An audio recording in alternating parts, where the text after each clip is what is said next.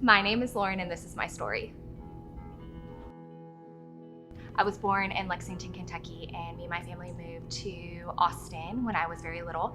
And my dad promised to keep a job, and really quickly my mom found out that that wouldn't be the case. And so we moved from house to house to house. We moved 14 times in the span of 18 years just because my dad wouldn't keep a job. So it was poverty, and within that I experienced sexual abuse, emotional abuse, physical abuse, and poverty. So we didn't know where our next meal would come from. There was a lot of instability, and I learned really quickly not even to unpack your boxes because you didn't know the next time you would have to pack them up and move again.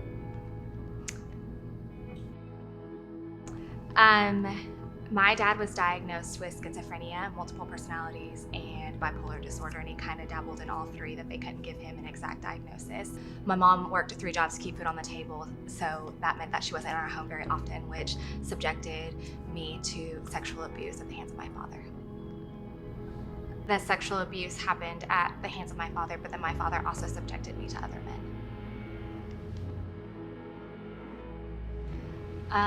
In the middle of all of this, I started to adapt different coping mechanisms to help me to survive my childhood. So I was a good athlete, I was good academically, I was a people pleaser, but I also was a cutter, I had an eating disorder, and I was suicidal.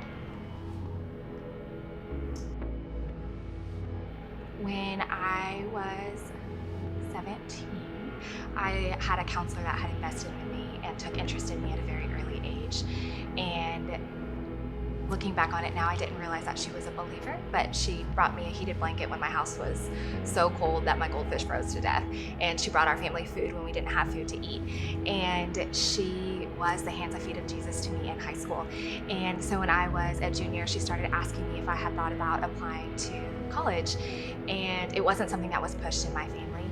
And but I was interested because I knew that I needed a way out. And so I applied to school. I got accepted to the first school I applied to and the only school I applied to. And at 18, I left. And I knew that there was a God, but I couldn't understand how a good God would allow such awful things to happen to somebody. And my first couple weeks at school, I walked into an involvement fair, and on one side was the atheist agenda, on the other side was Young Life. And I knew that in that moment I had a choice to choose between life and death. And so what attracted me to the Young Life table was my Young Life leader, who just, at the time I didn't realize that she radiated Jesus, but that's what she did. She radiated Jesus. She welcomed me into her home. She sat around a table, and I thought that was so strange that families would sit around a table and eat together. And eventually she shared the gospel with me, and I accepted Jesus. After I accepted Jesus came the long road of just healing from my past.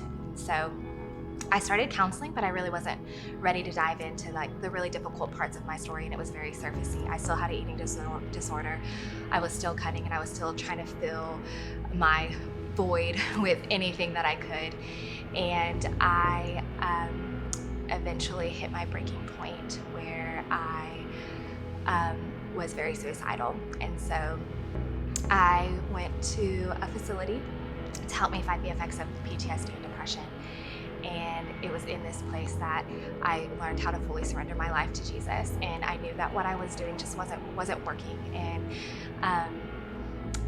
it was such a process for me to learn how to rest in the hands of Jesus and how to take my burdens to Him. And just even reading through the Psalms and thinking everything that I am feeling, they're feeling in the Psalms, and finding myself in that and learning that